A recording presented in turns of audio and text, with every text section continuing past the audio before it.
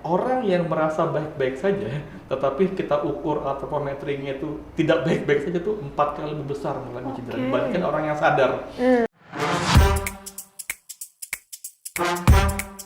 Halo Sobat Solid, selamat datang di segmen Bincang Bareng Expert yang ada di dalam Sobat Talks gitu ya.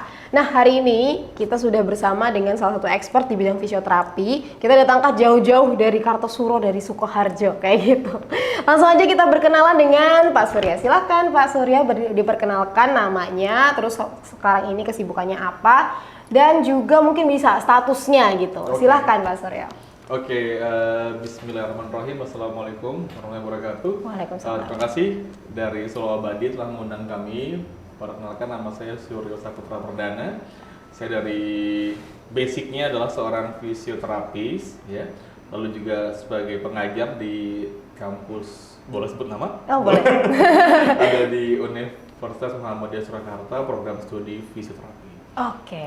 Jadi pekerjaannya dua ya, satu sebagai seorang fisioterapis, dan sebagai seorang dosen. Gitu. Kemudian untuk beberapa waktu lalu kan juga sempat ada tuh Pak Suryo Paralimpik gitu. Pak Suryo juga kita dengar-dengar nih juga ada kecimpung di situ gitu. Gimana tuh Pak Suryo? Oke, kita berkecimpung di Paralimpik ya, karena kebetulan untuk Indonesia National Paralympic Committee-nya pusatnya di Solo, tepatnya di dekat kampus UNS. Itu ada pusat center untuk kantor dan juga semuanya di sana. Tahun 2020 setelah pulang dari ngambil master dulu di UK, saya diminta untuk bergabung dengan teman-teman di NPC. Nah sejak itu mulai masuk ke dalam Paralimpik. Ya, Paralimpik itu sudah tahu ya mungkin teman-teman, itu adalah olahraga untuk teman-teman kita, saudara kita yang memang mengalami disabilitas. Oke, wow. Jadi ini mungkin yang teman-teman Sobat Solid udah sering dengar tentang Paralimpik yang ada di Solo gitu. Itu salah satu orang di balik Paralimpik itu adalah Pak Suryo kayak gitu. Nah Pak Suryo sendiri juga adalah dosen dari program studi fisioterapi di Universitas Muhammadiyah Surakarta. Oke deh kalau gitu Pak Suryo, itu sedikit tentang Pak Suryo. Kemudian sebagai permulaan nih mungkin Pak Suryo mungkin bisa menjelaskan gitu pengantar terkait apa sih itu fisioterapi dan juga penerapannya dalam keseharian. Silakan Pak Suryo. Oke, kalau kita bicara fisioterapi, dia pelayanan sebenarnya, pelayanan seperti health services atau pelayanan kesehatan yang memang targetnya itu adalah perbaikan gerak dan fungsi tubuh manusia. Oke. Jadi kalau ada orang dengan gangguan gerak dan fungsi, maka itu menjadi target kita atau subjek kita sebagai seorang fisioterapis. Yang mana memang sama seperti tenaga kesehatan yang lain, kita berperan mulai dari prevention, ya promotif bahkan promotif, prevention, rehabilitasi, ya treatment, semuanya kita perankan di sana. Oke, itu jadi kalau misal dulu sih saya pernah kenal teman saya itu dia punya masalah mungkin agak bungkuk gitu sih.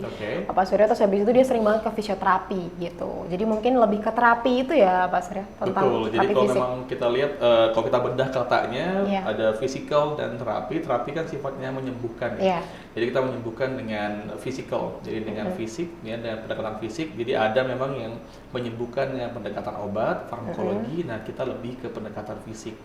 Seperti artinya bisa langsung handling langsung nih dengan manual terapi, artinya kalau ada yang mungkin tulangnya bermasalah kita benarkan, kita mobilisasi, ataupun dengan exercises ya, dengan memberikan pelatihan-pelatihan atau latihan-latihan yang memang kita konsep, kita program yang tujuannya untuk menyembuhkan. Yang ketiga, kita juga punya beberapa modalitas tuh yang memang membantu ya untuk recovery, seperti penggunaan panas atau menggunakan electrical something, jadi kira-kira seperti itu.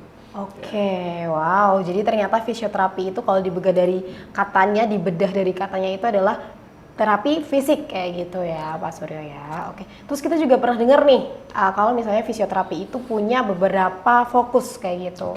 Pernah dengar istilah fisioterapi pediatri dan juga mungkin fisioterapi olahraga. Nah, kalau misalnya secara umum itu tuh apa aja sih yang jadi fokus dari fisioterapi Pak Surya? Oke, jadi kalau kita bedah kompetensi ya berarti ya. Kompetensinya memang kalau kita lihat dari umur ya, dari siklus kehidupan manusia ada dua. Jadi yang pediatri itu untuk yang anak-anak, ada yang geriatri untuk yang orang tua. Nah itu kalau kita bedah dari segi umur dan juga kehidupan manusianya. Lalu juga ada dari sistem nih, jadi ada kita lihat misalnya fisioterapi untuk sistem muskuloskeletal. Muskulo itu otot, skeletal itu tulang. Jadi kalau ada masalah tulang, otot masuknya ke fisioterapi muskuloskeletal.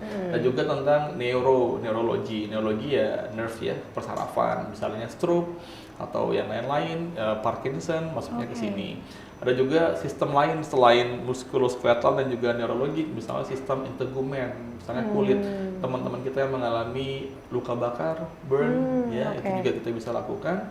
Ada juga ada lagi yang lain yang selain 3 itu ada kardio, jantung, ada juga tentang respirasi, ya jadi banyak. Nah terakhir kompetensi kita juga ada yang sesuai dengan aktivitas, yaitu fisioterapi olahraga. Nah, jadi kalau dibedah itu seperti itu dia, ada yang daur kehidupan, sistem dan juga aktivitas, yaitu yang fisioterapi olahraganya. Jadi sebenarnya selain 2 yang saya sebutkan tadi itu lebih banyak lagi untuk pembagian kompetensinya. Betul, gitu ya Pak Surya. Kalau Pak Surya sendiri di kompetensi apa? Ya kalau saya memang kompetensinya lebih sekarang ya 5 tahun terakhir mungkin fokusnya lebih ke olahraga, khususnya memang untuk teman-teman yang disabilitas. Oke, gitu. Jadi kalau misalnya kita bisa rangkum gitu kan ya, selama jadi fisioterapis pasti udah lama banget gitu ya Pak Surya di bidang ini. Kalau tepatnya nih Pak Surya tuh udah berapa tahun sih bergelut di bidang ini? Lulus tahun 2008. Ya, 2008 lulus, masuk 2008. Ya, tua sekali. Jadi masuk 2008, lulus 2013 Kak. Itu 2013 saya lulus, setelah itu saya ikut di Sport Physio, waktu itu mendampingin Rio Haryanto untuk racing timnya beberapa saat dengan beliau. Lalu saya ambil kuliah lagi S2 di UK. Lalu setelah itu baru mulai aktif, artinya secara profesional mungkin ya. Lebih itu tahun 2019, 2020 masuk di NPC sampai sekarang. Jadi mungkin kalau di NPC-nya sendiri sejak tahun 2020, 2021, 2023 ya. Jadi sekitar 3 tahun. Berarti semenjak pandemi itu ya Pak Surya? Iya. Pandemi itu rezekinya di situ. Deh. Nah, kan tadi disebutin juga nih kalau Pak Surya tuh pernah jadi salah satu pendamping ya dari Rio Haryanto selaku pembalap. Nah waktu itu juga udah keliling dunia juga ya berarti ya Pak Surya? Iya, beberapa negara aja. Belum keliling sih. Iya sih. Di beberapa negara sudah pernah mengikuti si Rio Haryanto gitu ya? Dengan dari race-nya di mana. Deh kalau gitu. Nah pastinya selama pengalaman Pak Surya sejak tahun 2013 ya, berarti sejak lulus, itu ada hal yang paling berkesan gitu kan. Nah kalau misal Pak Surya sendiri, apa sih hal yang benar-benar berkesan sampai detik ini tuh nggak bisa dilupain sebagai seorang fisioterapis? Menurut saya setiap pekerjaan mulai dari Rio sampai NPC punya kenangan sendiri ya. Kalau di Rio mungkin itu kali pertama saya keluar negeri, saya bukan dari kota ya yang kayak Jakarta, saya dari Kalimantan Barat, Pontianak, yang mungkin mimpi untuk ke Jawa pun mungkin belum. Waktu zaman kecil itu mimpi untuk kuliah di luar Kalimantan atau di luar Pontianak mungkin nggak terpikir Kak, gitu. Jadi lalu kuliah di Jawa sampai akhirnya bisa keluar, waktu itu keluar negeri beberapa negara, walaupun nggak banyak negaranya waktu itu momen yang menurut saya cukup mengesankan ketika keluar itu. Jadi dapat visa, dapat paspor, itu menurut saya luar biasa waktu itu ya di Jepang ya. Lalu ketika pendidikan lagi S2 di luar negeri juga di Manchester juga momen lagi. Artinya lebih jauh nih sekarang, mesti keluarnya nggak cuma sama mereka cuma 2 minggu, biasanya 1 minggu, 2 mingguan keluar. Tapi waktu kuliah itu kan hampir setahun ya, kita di luar negeri itu juga momen. Nah di NPC Indonesia momennya lebih lagi ternyata. Di NPC momennya artinya kita lihat perjuangan teman-teman atau saudara kita disabilitas itu untuk berprestasi, mengharumkan nama negara itu cukup mengharukan bagi saya sih Kak. Teman-teman yang artinya saya ingat betul Pak Ketua Umum NPC ya, Pak Sandi Mabrun itu selalu bilang ke kami bahwa jangan hitung yang hilang ya, tapi hitung yang masih ada. Itu terbekas untuk kita semua sebenarnya. Jadi teman-teman itu walaupun ada yang amputi, lalu ada yang banyak disabilitas lain yang ada yang pakai kursi roda, tapi mereka bisa percaya dirinya muncul dengan olahraga. Dan menurut saya, oh artinya olahraga ini bisa membuat mereka lebih percaya diri, ya satu secara psikologis dan juga secara finansial pastinya. Ya secara finansial itu teman-teman punya finansial yang cukup baik, psikologis yang bagus, dan ya menjadi manusia yang utuh sebenarnya. Itu menurut saya cukup menarik di NPC. Oke. Jadi untuk kesannya sendiri tuh masing-masing pekerjaan, fase itu punya kesan sendiri-sendiri ya. Betul. Terutama mungkin di NPC tadi sih ya Pak Suryo, kita sendiri aja yang tidak langsung berkecimpung di situ merasakan gitu ini auranya begitu begitu semangat dan juga ambisius meskipun dibalik semua kekurangan yang ada kayak gitu. Jadi malah kekurangannya jadi bahan untuk bangkit lagi gitu ya, Pak Suryo ya. Oke, jadi bisa banyak belajar dari mereka seperti itu.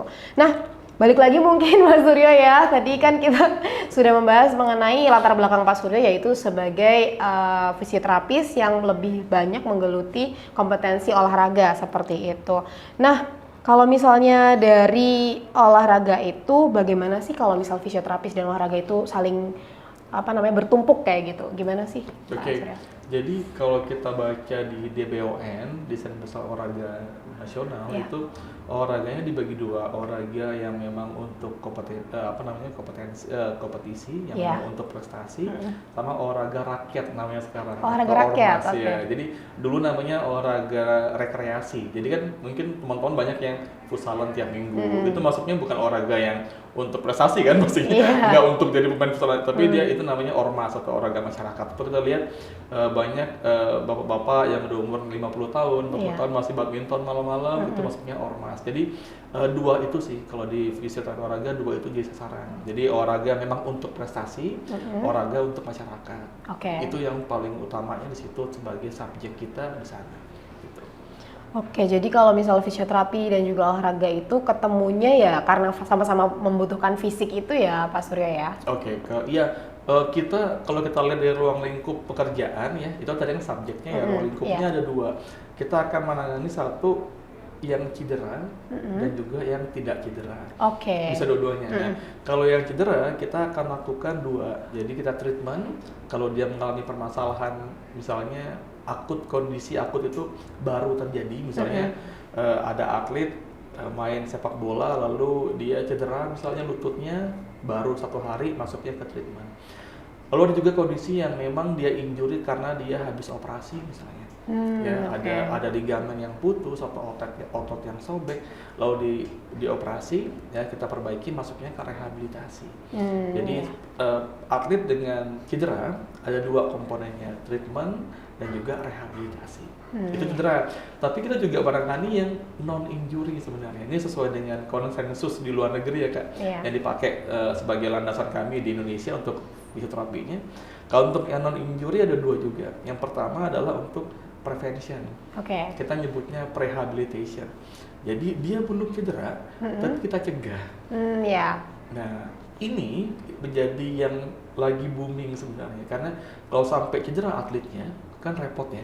Satu, klub rugi. Kedua, ruginya pemainnya nggak ada, prestasi jatuh. Kedua, cost-nya mahal. Jadi sebagai contoh yang paling sering itu kan cedera di lutut ya. Putus ligamen 6 bulan baru balik lagi. Bahkan mungkin setahun ya mungkin penyembuhannya, ya minimal 6 bulan. Kan banyak yang dirugikan. Maka sekarang lebih ke rehabilitation atau prevention injury. Nah ini untuk bisa dapat ke poin prevention ini memang butuh alat ukur.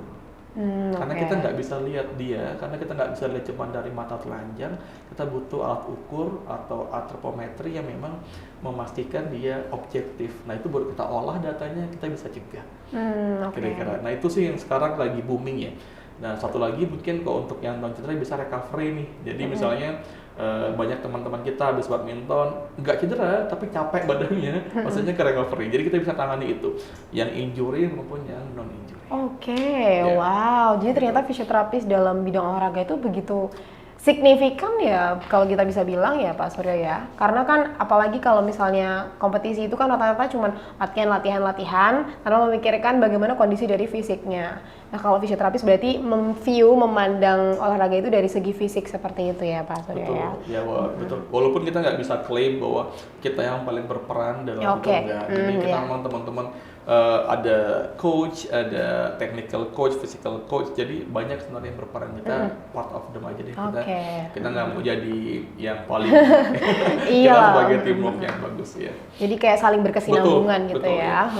Oke, ternyata banyak banget aspek dalam menuju ke prestasi olahraga itu sendiri ya Pak Surya ya. Oke, nah tadi kan kita juga sempat singgung masalah kemenangan atau prestasi gitu ya. Nah apa sih pengaruhnya? Apa aja yang mempengaruhi dari prestasi atlet dalam bidang olahraga itu sendiri, gimana sih Pak Surya? Kalau dari kami ya, kita kan sebenarnya kalau fisioterapis itu masuknya ke sports medicine team ya. Jadi ada dokter spesialis olahraga, ada dokter keterapian fisik, nanti ada sport nutrition, ada sport psikologis, ada juga yang kejiwaan. Jadi ada banyak tuh tim kita. Nah kalau di kami di sport medicine pastinya yang paling berpengaruh adalah atlet ini siap ya. Jadi jangan sampai cedera. Nah makanya kalau kami melihatnya adalah kalau dia belum cedera, kita prevent, kita cegah biar nggak cedera.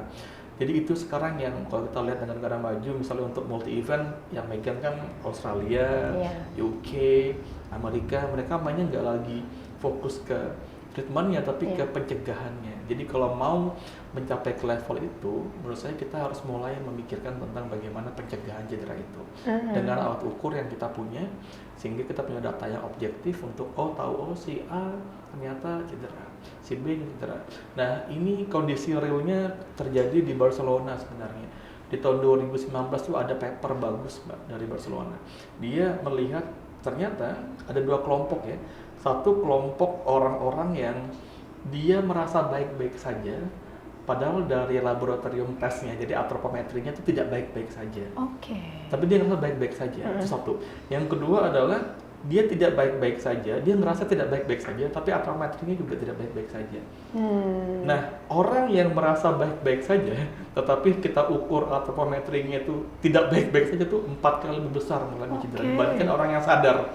Jadi misalnya saya sadar nih, kayaknya kakiku agak nggak bagus nih, dia akan lebih menjaga.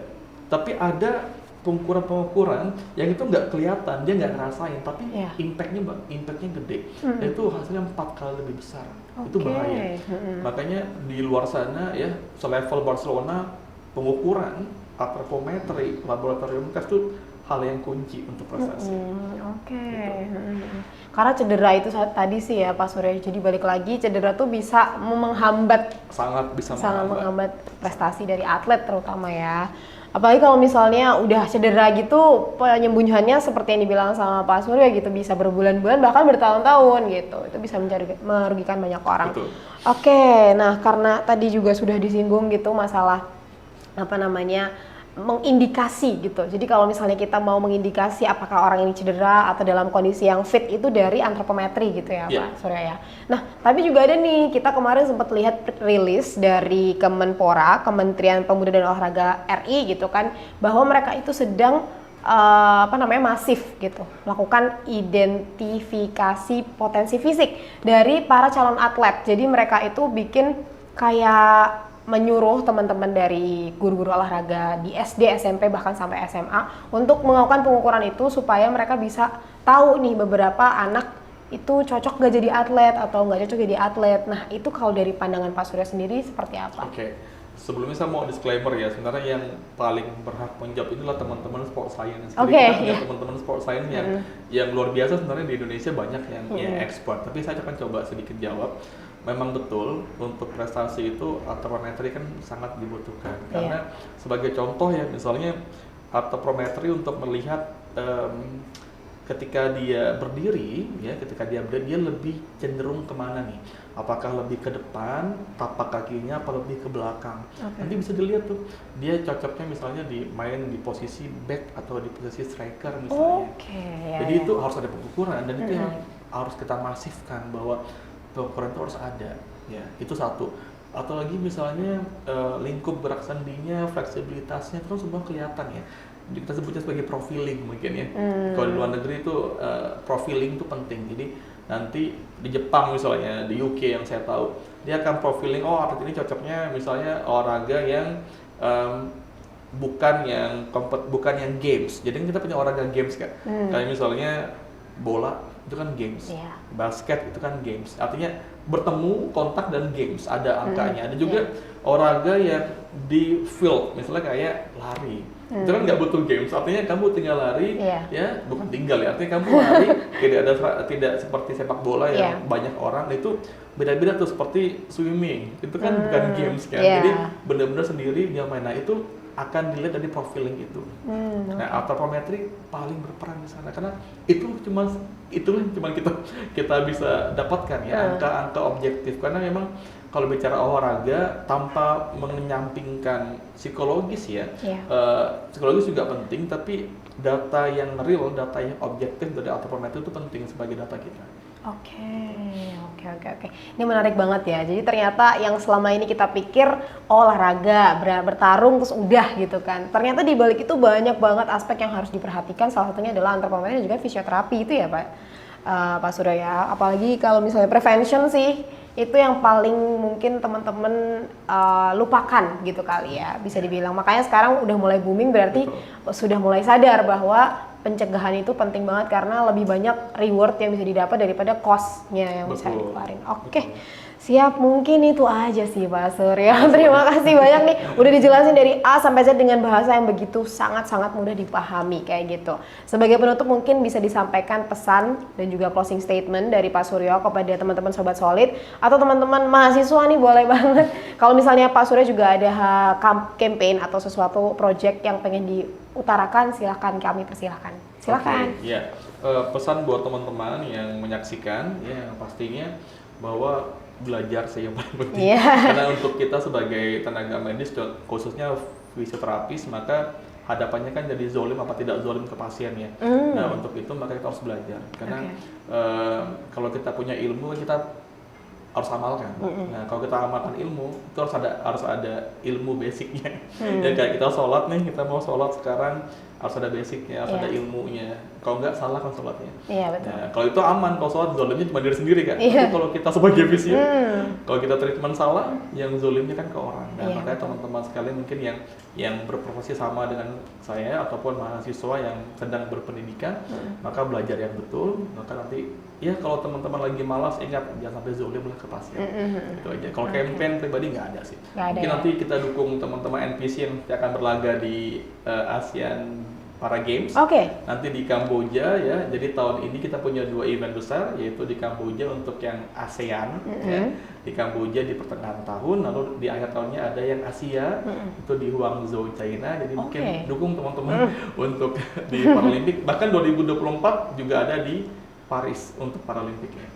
Jadi itu 3 event besar yang sedang dipersiapkan teman-teman NPC. Mohon dukungannya, mohon doanya semoga bisa mengharumkan nama Indonesia. Amin. Oke. Siap. Kita doakan selalu untuk teman-teman NPC dan juga atlet-atlet Paralimpik untuk maju dan mengharumkan nama Indonesia seperti itu.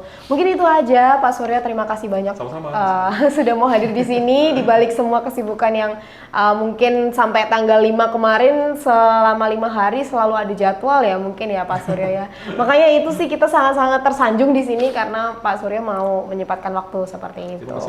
Nah, mungkin sebelum kita tutup, kita bisa salaman terakhir gitu Pak Suryo. Kita bilangnya nanti di kamera sebelah situ. Salam sehat Sobat Solid, dadah, kayak gitu. Salam sehat Sobat Solid, dadah. Oke, siap ya. Nanti saya hitung. Iya, saya hitung sampai 3, barengan nanti. Oke. 1, 2, 3. Salam sehat Sobat Solid, dadah.